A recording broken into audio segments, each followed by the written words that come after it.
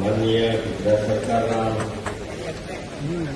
લોકલાડીલા મુખ્યમંત્રી આદરણીય ભૂપેન્દ્રભાઈ પટેલ સાહેબ, નાયબ મુખ્યમંત્રી આદરણીય હર્ષભાઈ મોદીના આશીર્વાદથી આજે ખેડા જિલ્લામાં વાઇબ્રન્ટ સમિટનો કાર્યક્રમ થઈ રહ્યો છે. ત્યારે પંચાસી ખેડા જિલ્લાના પ્રભારી આદરણીય રમણજી, આપણા ખેડા જિલ્લાના સિનિયર ધારાસભ્ય આદરણીય શ્રી પંકજભાઈ, અમદાવાદના સક્રિય ધારાસભ્ય શ્રી અર્જુનસિંહ, માતરના સક્રિય ધારાસભ્ય શ્રી અલ્પેશભાઈ, જિલ્લા પંચાયત શ્રી હિતેશભાઈ, આપણા આ જિલ્લાના કાર્યક્રમમાં નડિયાદ મહાનગરપાલિકાના પણ હોદ્દેદારો છે, સૌ હોદ્દેદારો, જિલ્લાના કલેક્ટરશ્રી, ડીડીઓશ્રી, ઉદ્યોગ કમિશનરશ્રી, ડેપ્યુટી કમિશનરશ્રી અને આજે ખેડાની આ ધરતીમાં ઉપસ્થિત આપ સૌ પરિવારજનો, આજે આપણે જે પ્રયત્ન થયેલો છે એના સંદર્ભમાં ઘણી વાતો થઈ છે. આમ પણ ગુજરાત વિશે આપણે સૌ જાણીએ છીએ કે ગુજરાતનો જનસંખ્યા માત્ર દેશની કુલ જનસંખ્યાના 6%, એનો ભૂભાગ જોઈએ તો ગુજરાતનો જે ભૌગોલિક વિસ્તાર છે 5% છે. પરંતુ હમણાં તમે જ એક ફિગરમાં આંકડો જોયો હશે કે ગુજરાતનો જીડીપી 8.2%, એટલે કે દેશના વિકાસમાં લગભગ 8-9% જેનું કન્ટ્રીબ્યુશન હોય એ ગુજરાતની ધરતીને સામેલ છે.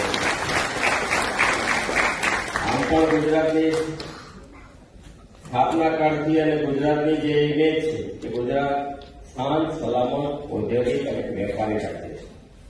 અને એ વર્ષોથી ભૂતકાળમાં તમે જોશો તો આપણે ત્યાં સુરત જેવા બંદર ઉપર પારસીઓ આવ્યા, ખંભાત બંદર હોય, માંડવી બંદર હોય, આ બધા બંદર કિનારેથી દેશ વિદેશના વેપારો હતા. તો એ ગુજરાતનું આ ઔદ્યોગિક રાજ્ય તો હતું જ, પરંતુ ગુજરાતમાં 2001માં ભયંકર ભૂકંપ આવ્યો અને ગુજરાતને 2002માં ગુજરાતમાં કોમ્યુનલ રાયટ્સ થયા અને એના કારણે આ દેશમાં કેટલાક મીડિયાના ચોક્કસ તત્વોએ ગુજરાતને બદનામ કરવાનું શરૂ કર્યું. જે શાંત, સલામત અને ઔદ્યોગિક રાજ્ય હતું, એક પ્રકારના પોતાના એક સંસ્કાર સાથે ગુજરાતની એક નવી ઓળખ હતી આ દેશમાં, એ ગુજરાતને બદનામ કરવાનો પ્રયત્ન કર્યો. ત્યારે માનનીય યશસ્વી વડાપ્રધાન, તત્કાલીન મુખ્યમંત્રી નરેન્દ્રભાઈ મોદી સાહેબે 2002 પછી 2003માં વાઇબ્રન્ટ ગુજરાતનો પ્રયોગ કર્યો અને ગુજરાતની ઇમેજ કરી.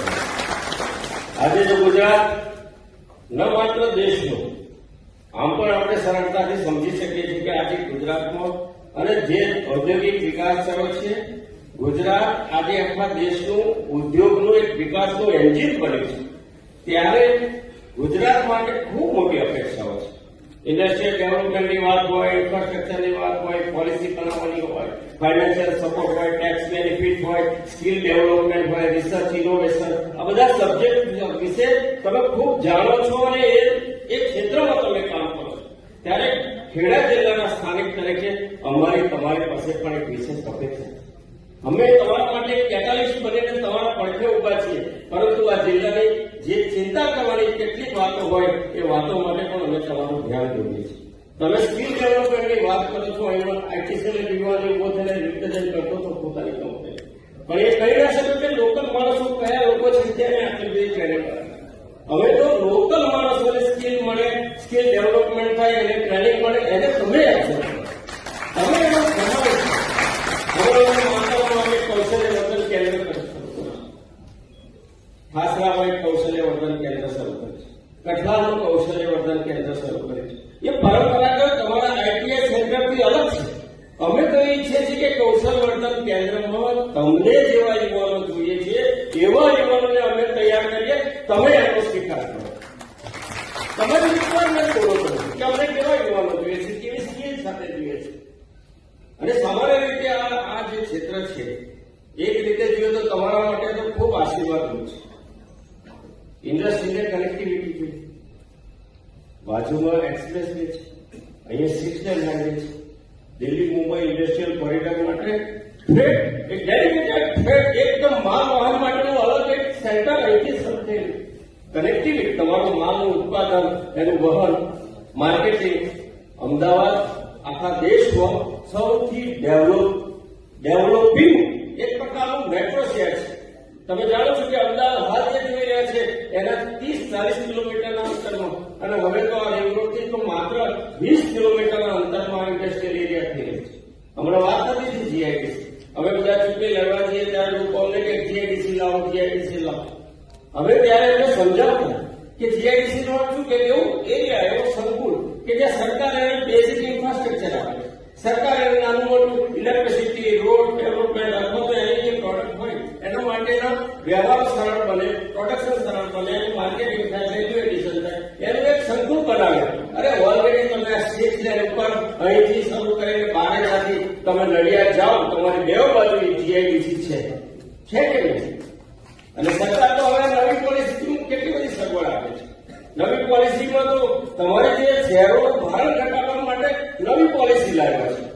શહેરોમાં જે પ્રકારે તમારી ઇન્ડસ્ટ્રીનું ભારણ છે, જે પ્રકારે તમારી ઇન્ડસ્ટ્રીના કારણે ત્યાં વાહન વ્યવહારથી માંડીને તમારું અન્ય બીજું એનું આફ્ટર પ્રોડક્ટ જે થતું હોય બધું જ દૂર કરવા માટે સરકાર પોલિસી લાવે છે. અને એ તમે અહીંયા આવો છો ત્યારે તમે પણ એની સાથે સાથે એ પણ ધ્યાન રાખવું કે આ એક પ્રકારનું એગ્રીકલ્ચર એરિયા છે.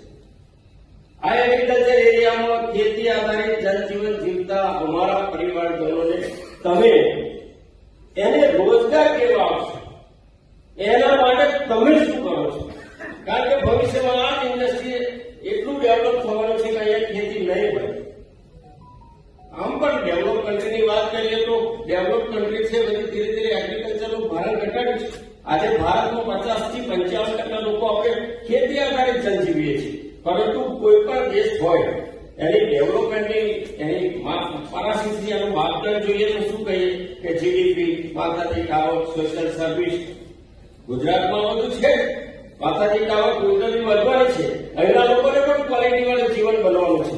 પરંતુ ક્વોલિટી વાળું જીવન બને સાથે સાથે એનું ખેતી અને એના આરોગ્યની પણ ચિંતા આપણે તમને સાથે મળી કરવી પડશે. આ જરૂરિયાત છે. કારણ કે જે એન્વાયરમેન્ટની વાત આવે છે, જે પ્રકારે ફેરફારો આવ્યા છે આ ક્ષેત્રમાં, અને ફેરફારોની સાથે સાથે આપણે એના પણ સાક્ષી બને છે. કેટલીક વાર પોલિટિકલ વેલ પણ એટલી જરૂરી હોય છે. કારણ કે અમે આમાંથી પસાર થઈએ છીએ ત્યારે અમે એકદમ સંઘર્ષ કરીને અહીં સુધી આવ્યા ત્યારે અમને પણ જોઈ શકીએ છીએ કે પોલિટિકલ વેલના અભાવે પણ અમે ઘણું બધું સહન કરતા હોય. આ જે ઇન્ડસ્ટ્રીયલ હોવાના કારણે જે આપણે એસટીવી પ્લાન્ટ કહો કે તમે વોટેવર બહુ ડિટેલિંગમાં કહેતો નથી, પણ લેન્ડની સાથે માણસના આયુષ્યને, માણસના હેલ્થને, પશુના આયુષ્યને, પશુના આરોગ્યને, લેન્ડના આરોગ્ય તો બગડે છે પણ પશુધનનું અને માણસનું પણ આરોગ્ય બગડે છે. એની પણ ચિંતા તમારે કરવી પડશે. તમારી ચિંતા અમે કરીશું, તમારે અમારી ચિંતા કરવી પડશે. કેમ ચૂપ થઈ ગયા? કાઢી પાડો. અમે તમારા માટે છીએ. હવે જયારે અમે કહીએ છીએ કે અમે તમારી ચિંતા કરીશું તો અમે એ અપેક્ષા તો રાખીએ ને કે તમે અમારી ચિંતા કરો. અને એમાં તમે ચૂપ થઈ જાવ ત્યારે અમને એવું લાગે કે એમનો માઇન્ડસેટ કંઈક જુદા લાગે છે. આજે ઉદ્યોગ કમિશનરની હાજરીમાં પણ આ વાત એટલા માટે કહું છું કે તમે તો યાદ છો લોંગ વે ટુ ગો.